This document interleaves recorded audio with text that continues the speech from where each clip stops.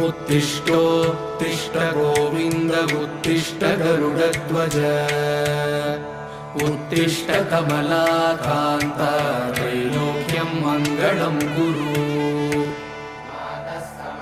मातः समस्त जगतां मधुकैटभारेः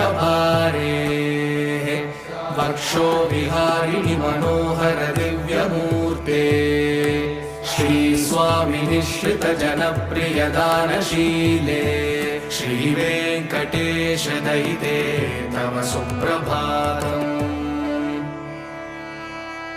तव सुप्रभातमरविन्दलोचने भवतु प्रसन्नमुखचन्द्रमण्डले विधिशङ्करेन्द्रवनिताभिरर्चिते वृषशैलनाथ दयिते दयानिधे।